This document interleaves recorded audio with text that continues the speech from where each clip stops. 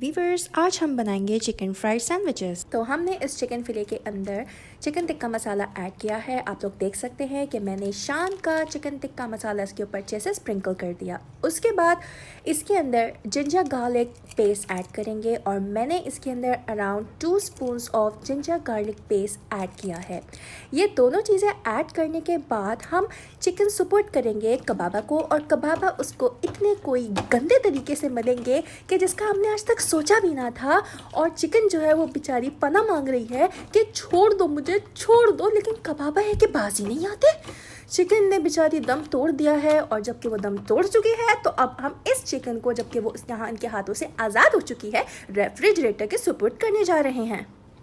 यहाँ पर हमने 3 तरह की हरी हरी सब्जियाँ ली हैं, और इसके अलावा हमने यहाँ पे डिफरेंट सॉसेस ली हैं जो कि हम पाकिस्तान से गाड़ के लेके आए थे। इन सॉसेस के अलावा हमने डबल रोटी का चूरा भी लिया है और साथ में भुट्टे के फ्लेक्स भी। हमारे यहाँ खाना बनाने के लिए ज़रूरी है कि सबसे पहले ये बटन दबाया जाए, तभी हमारा चूल्हा जलता है, अदरवाइज़ हमारा चूल्हा सोया पड़ा रहता है। अब चूँकि हमने चूल्हे को जगा दिया है और टेम्परेचर उसका अपने हिसाब से सेट कर दिया है, अब हम अपना पैन उठा के रखेंगे इसके ऊपर जलने के लिए। अब इस जलते हुए पैन पे हम डालेंगे थोड़ा सा ऑयल, लेकिन यहाँ तो तमाशा ही हो गया, ऑयल बाहर निकलने का नाम ही नहीं ले रहा है। या अल्लाह, अब हमने दोबारा से कोशिश की कि दोबारा से तेल निकाला जाए, लेकिन भाई तेल निकलने का नाम नहीं ले रहा है यहाँ पे। खैर, हमने हार मार के हिला हिला के देख लिया, तो जितना भी तेल निकला हमने बोला चलो इसी में ही क्यों ना हम अपनी मुर्गी को पका डालें। फिर से हमने कबाबा की मदद लेते हुए मुर्गी को पैन की तरफ बढ़ाने का हुक्म दिया, और ये गई मुर्गी पैन के अंदर, और अब ये आहिस्ता आहिस्ता पक रही है। मर तो ये पहले ही गई थी, लेकिन अब ये पक रही है, और थोड़ा थोड़ा इसके अंदर ऐसा एहसास हमें आ रहा है कि ये थोड़ी सी पक चुकी है। उसके बाद हमने ये तीनों तरह की हरी सब्जियां एक सफ़ेद प्याले के अंदर डालना शुरू की। इसके अंदर भी हमने कबाबा से मदद की, लेकिन जो प्यार मोहब्बत इन्होंने मुर्गी के साथ दिखाया वो हरी सब्जियों में नज़र ना आया।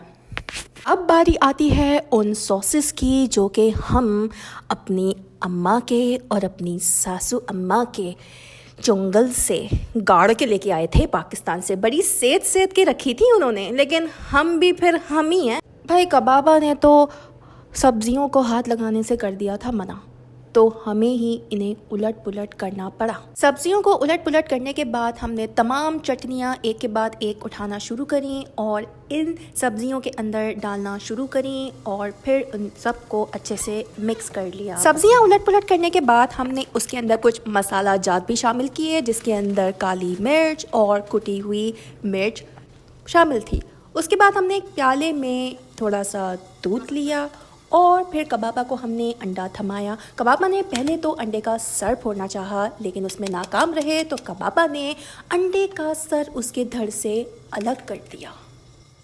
एक प्लेट में अब हम डबल रोटी का चूरा और उसके साथ भुट्टे के फ्लेक्स ऐड करेंगे और उनको पूरे तरीके से कचूमर निकालना शुरू करेंगे। कबाबा को अभी तक सुकून नहीं पड़ा था मुर्गी को अजियत देते हुए, तो उन्होंने सोचा क्यों ना और अजियत दी जाए। आवाज़ें आप सुन सकते हैं मुर्गी की चीखों की बैकग्राउंड पे। मुर्गी काफ़ी दर्द में है, लेकिन अब पूरे तरीके से दम तोड़ चुकी है और हमारे पेट में जाने के लिए तकरीबन तैयार है। अब हमने सब कुछ आपस में मिक्स कर लिया है, और अब हम इसको डबल रोटी के ऊपर अच्छे तरीके से फैलाएंगे ताकि हर निवाले में मुर्गी का जायका हम महसूस कर सकें।